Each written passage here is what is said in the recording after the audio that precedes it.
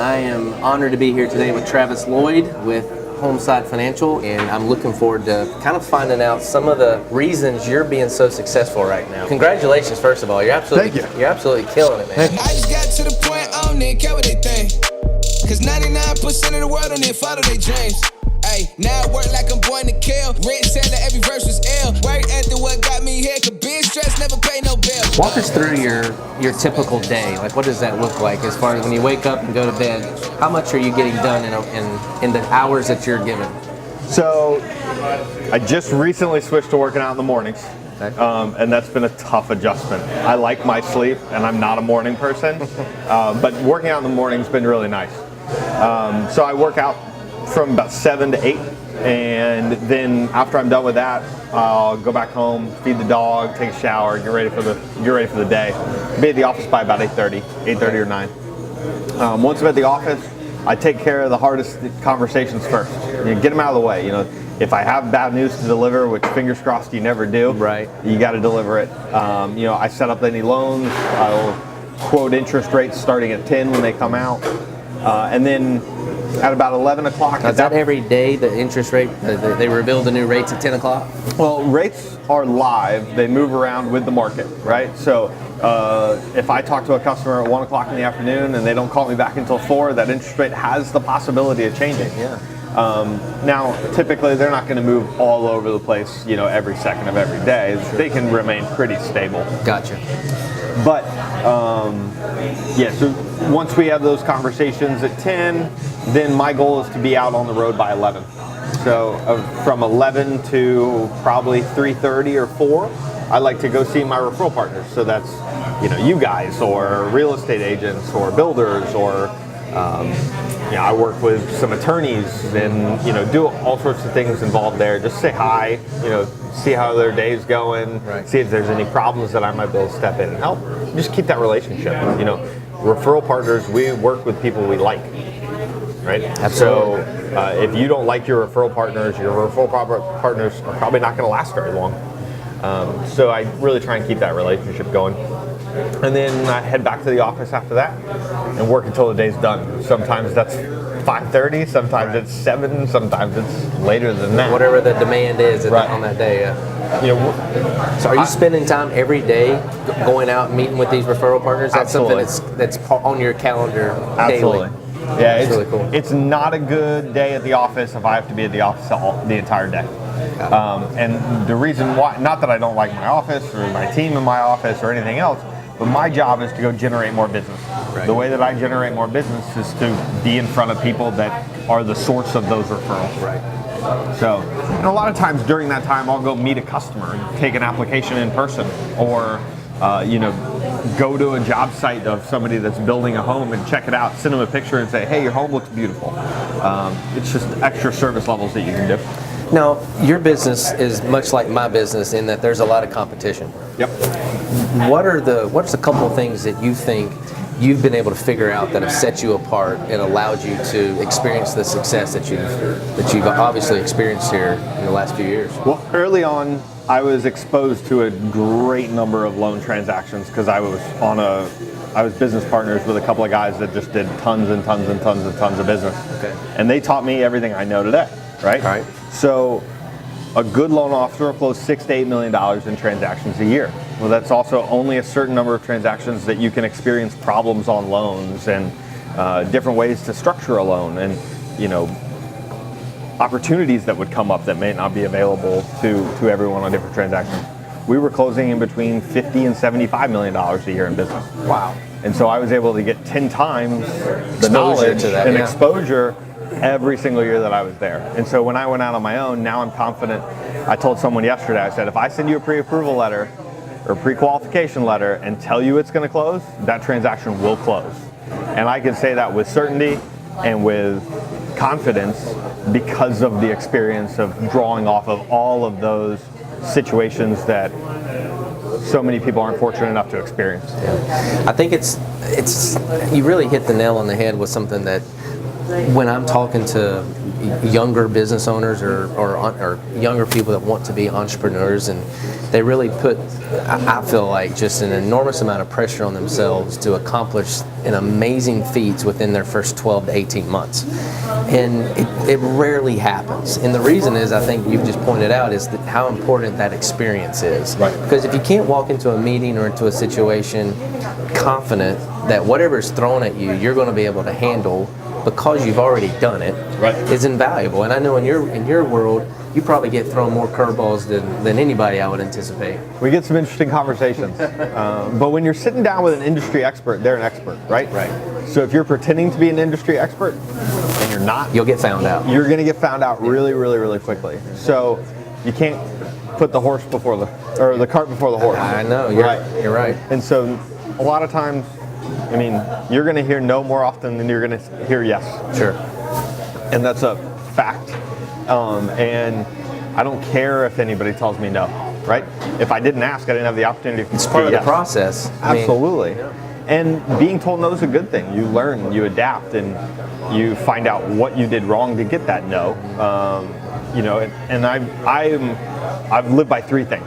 If you're honest, do the right thing, and work hard, you're going to be successful. The rate of that success is all about who you get in front of and how lucky you can be in terms of communicating throughout it. But if you're honest, do the right thing, and you work hard, you'll be successful. And I think a lot of that stuff just gets assumed too, as far as people doing the right thing. There's something about dealing with, handling the mortgage on somebody's home, or handling the insurance on somebody's home. There's always maybe shortcuts that could be taken to make our job, maybe we tell ourselves maybe we make us a little more efficient in what we're doing. But at the end of the day, no one deal is worth an entire career that we've worked so hard to build. And so being told no, or having to say, listen, I'm just not your guy for this, and I've had to do that, and I'm assuming you've probably been in that situation too. I was in that situation 2 days ago. Okay. So I had a new real estate agent. I'd taken him out to lunch. We had a great conversation. He said, I'd love for you to talk to this one person. Mm-hmm. And of course, when you're working with a new agent, you want to get that deal. You want to impress them, right? Yeah. And he had already talked to a different bank. The bank was offering him a special loan that no other bank has access to. Right. And I just told him straight out. I said, look, I could convince you to go with me, but it'd be wrong. I wouldn't have a clear conscience moving forward, and you're getting a better deal, go with that bank. Right. And I think I'll actually probably get more business from that real estate agent now. Right.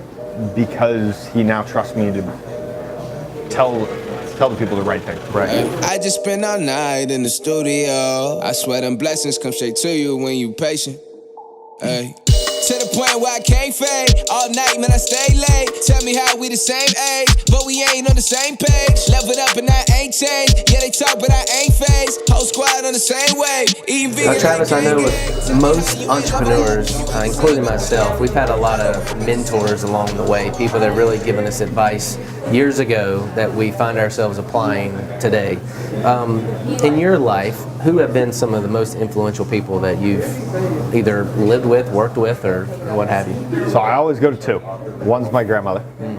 She taught me that bored was not a word, and that I always have time to do the right thing. Yeah. Right? So my life motto, better busy than bored, do the right thing. The other was I was on an internship at Pumpkin Ridge Golf Course out in Oregon. Okay. Pumpkin Ridge is an awesome spot. It's got a top 100 private and a top 100 public golf course at it. And I was lucky enough to intern there. The first day of my internship, I met the general manager. His name was Dominic Marconi, and I asked him how he was doing. He said, "Are you kidding me? I'm at Pumpkin Ridge. I'm incredible." Yeah, right. All right. Life doesn't get much better. I was like, okay, I'm real positive. I'm a 20-year-old punk kid. I don't know any better. So next day I see him again. I said, "Hey Dom, how you doing?" He said, "Man, couldn't be better. It's a gorgeous day out here at Pumpkin Ridge. I'm going to go play some golf." All right, still really, really positive, right?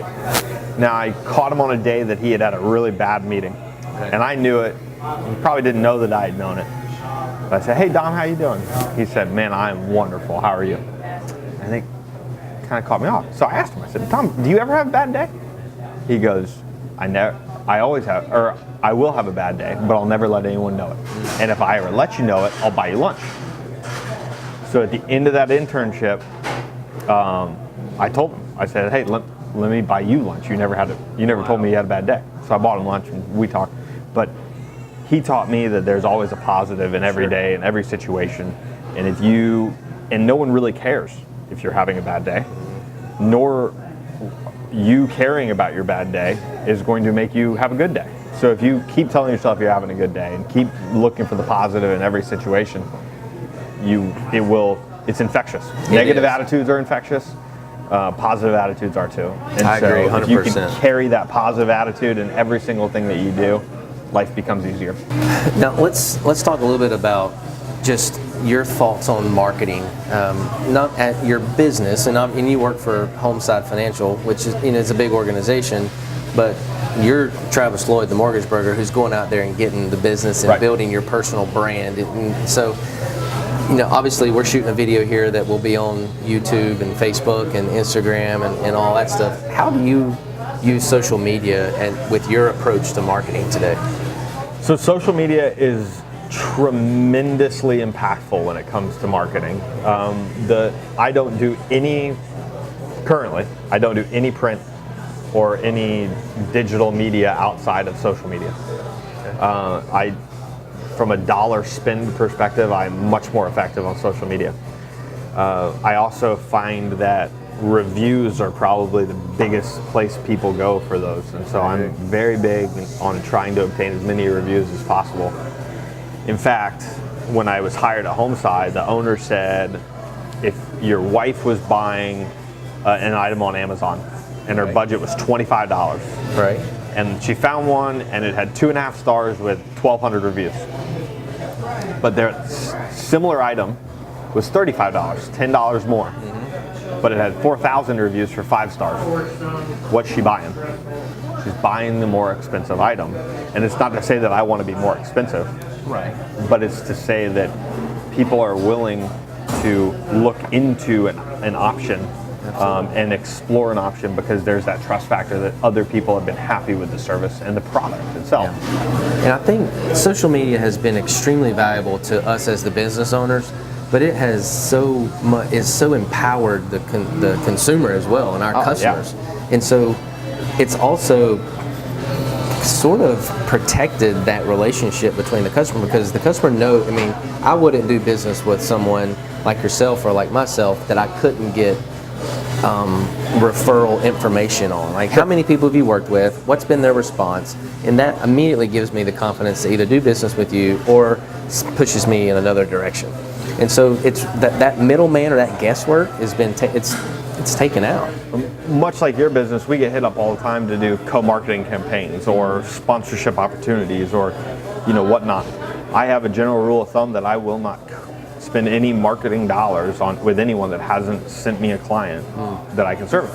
Right. Because if you don't trust me to work with your customers, I don't trust you to use my marketing dollars in a effective manner. I think it's good. That's a good point to make. Yes.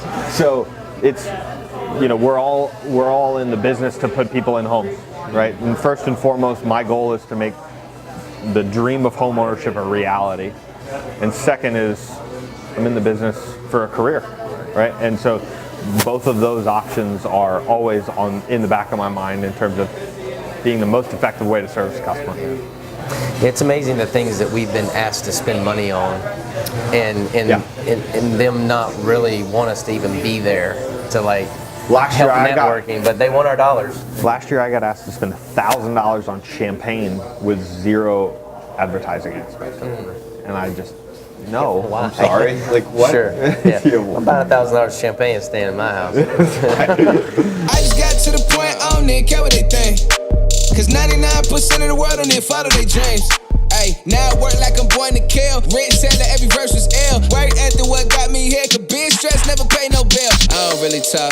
I sit back and listen. Yeah. Well, for I don't anybody stress it that's out. I ain't really watching this that has an inkling or a thought of getting into the mortgage business, and you could go back a few years and give yourself some advice, what would advice be to someone that's either getting started or has just gotten into the mortgage business? How could you help them?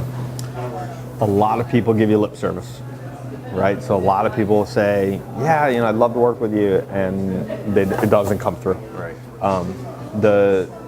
But with that said, you can't get overly excited about a new opportunity, nor can you waste any opportunity that you have, right? So don't take anything for granted. Right. Continually call on your referral partners. I make phone calls every single Monday to at least 40 real estate agents. And the reason I do it is because I'm calling them to say hi. Hey, you want to grab coffee this week? What's your week looking like? How are your buyers? How are your other loans working out? Sure. What are you running into? What are you running into? Anything I can help you with, right? And on top of that, then you go out and see them. So, this is a business. It's a people business, and it's a customer service business at its core. We work for a bank. I am not a banker. Yeah. Right. I deal with numbers. I loan. It's my name on that application that says I'm certifying it to go to Fannie Mae, Freddie Mac, or a different investor. But at the end of the day, I'm a customer service individual, not a banker. I feel the very same. We're a customer client management company. Yeah. And we want more of them, but we also want the ones we got to be happy and stick with us. What changes do you think are coming to your industry? I mean, is it more computer based, or do you think that relationship that you have, that's something that's kind of like, that's the bread and butter, it's never going to be, that'll never change? I think we'd be naive to say that it's not going to go more online. I think everything's going more online. Quicken Loans has gotten bigger market share. Homeside has a direct-to-consumer division. Okay. I look at myself as a home buyer. I would get on Zillow at 9:30 at night and email my real estate agent and say, hey, send me the market listing on this. From Zillow. I know Zillow is not accurate. Right. I know the home might not even be available on Zillow anymore. But what was the most effective way for me to go look at different property? Right. Zillow. So, kind of going back a little bit about mentors, you mentioned a couple. Was there anybody else that had a big impact in your business life that you kind of draw from even today? I mean, my two previous business partners were insanely helpful. So, I wouldn't be at the table that I am today without them. At every point in my life, there's always been someone that's pushed me to the next level. I have a relentless pursuit of chasing something better. Right. So I go by, have you ever heard Matthew McConaughey talk about who his hero is? I think so. His hero is himself future, 10 years from yeah. now. I kind of take that to heart. Like I love that concept. I agree. You're never chasing something. Yeah, you're never where you're supposed to be, right? So you can always get better. So people are in your life to either help you or hurt you. The goal is to figure out which one of those it is as quickly as possible. Sure. And I've been fortunate to make some good decisions throughout my entire career in terms of who's here to help me. And well, with that being said, Travis, I just want to say thank you again for your friendship. One of my referral partners just walked in. There you go, man. I told you got to come to this place more often. I do. But it's been great just sitting down with you, getting to know you a little bit more. And my goal for this time that we spent together is so that everyone that watches this gets to know you a little bit more. And if they need a mortgage or they want to refinance, they know who to call. Call me. So thank you, Travis. I appreciate your time, Man, buddy. I got so much on my mind now. Hey, broski, say that it's my time now. Hey, shawty, tryna catch a vibe now. Man, I stay up like I'm a night out. Hey.